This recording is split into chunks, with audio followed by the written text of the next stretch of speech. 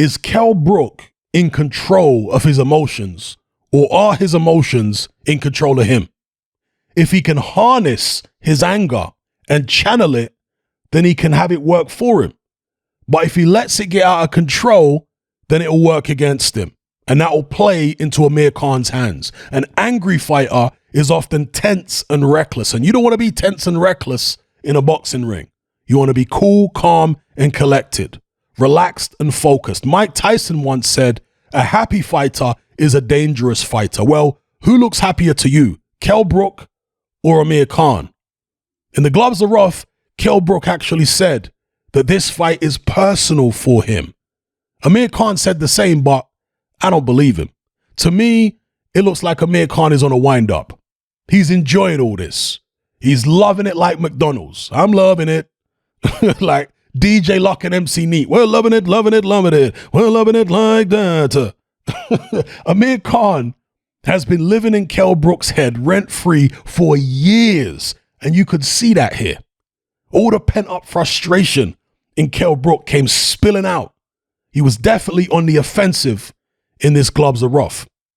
Now, Amir Khan has fought better fighters than Kell Brook, but Brook believes that Khan avoided him for years because he didn't want to lose bragging rights as the #1 welterweight in Britain. And personally, I agree with him. I think the reason Khan decided to take this fight now is because it's probably the only big payday available for him at this point, but also, and more importantly, because he believes Kell Brook's punch resistance has gone. He said it in several interviews that Kell Brook's got no chin. In fact, he finally admitted what most of us have known all along, that he himself doesn't have a good chin. I've had all these delusional Khan fanboys get upset with me over the years for saying that Khan has poor punch resistance. Well, he's admitted it himself now, so we can put all that silly denialism to bed. Anyway, after watching Brook crumble against Crawford, I think Khan now believes that he can hurt Brook just as easily as Brook can hurt him. I think that was the game changer. That's what made Khan decide to finally take this fight. He's faster than Brook, and he's got more high-level wins. He also remembers how easy it was to hit Brook when they sparred back in the days as amateurs. It was interesting hearing them both talk about that session. Khan says he schooled Brook. He even went as far as saying he beat him up. Brook denied it and said he's never been beaten up in his life, which is a very strange thing to say because Carson Jones beat him up in their first fight. Gennady Golovkin beat him up.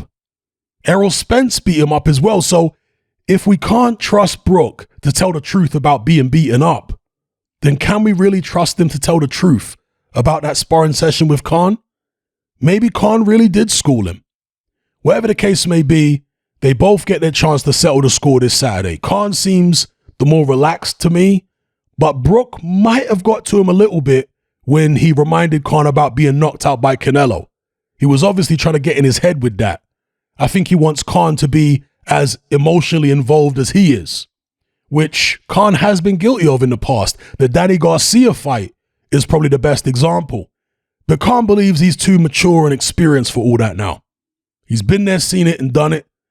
With that being said, can a leopard change its spots? Amir Khan is a naturally excitable character. The arena is going to be packed. Loads of fans from Bolton, loads of fans from Sheffield and all over the country. Will Khan be able to maintain his composure for 12 rounds? Another point you might want to consider is the fact that Brook has actually been more active than Amir Khan over the past few years. Brook's last fight was in November 2020 against Terence Crawford. That's about 15 months ago. He also fought Mark DeLuca in February that same year, whereas Khan hasn't fought since July 2019 against Billy Dibb. That's about 31 months ago. So he's been out the ring over twice as long as Kell Brook has. Will that be a factor in this fight? Khan's main attribute is speed. Fast hands, fast feet.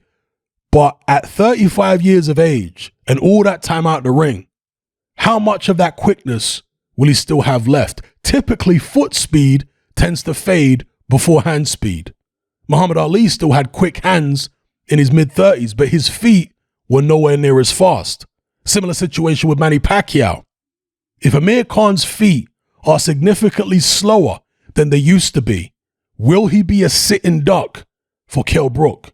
He used to have a good work rate as well, but that's also something that fades with age. Brook, on the other hand, relies more on timing and accuracy. He's never really been a volume puncher. He's never been someone that moves excessively. He likes to control fights with a powerful jab, then set up the big, accurate right hand. Will Brook's style age better than Khan's style? Or will Khan, who's always been a fast starter, be able to shock Brook with his speed and take him out early like Terence Crawford did? Well, we've only got a couple days to go, and I can't wait to find out. Let me know how you feel in the comments. Come and join me on Patreon and access my weekly no-holds-barred, censorship-free podcast where we lift the lid on a wide range of controversial topics. It's not mainstream friendly, it's not politically correct, but that's the whole point. We dare to stand as a beacon of reason against an army of insanity. Just head on over to my Patreon page and select the tier called Hatman Hot Topics. You'll gain access to a minimum of 2 hours of exclusive content every single week, including podcasts, videos, interviews, live stream Q&A sessions, as well as my popular Confessions of a Nightclub Bouncer series. Not to mention a vast back catalog of hundreds of hours of previous episodes. You can listen via the Patreon app with the option to download in high quality MP3. We've also got a Discord server where you can come and chat and hang out with myself and other members. There's no contract, no commitment, and you can cancel at any time. So come and join our community of free and critical thinkers by signing up with me here on Patreon today.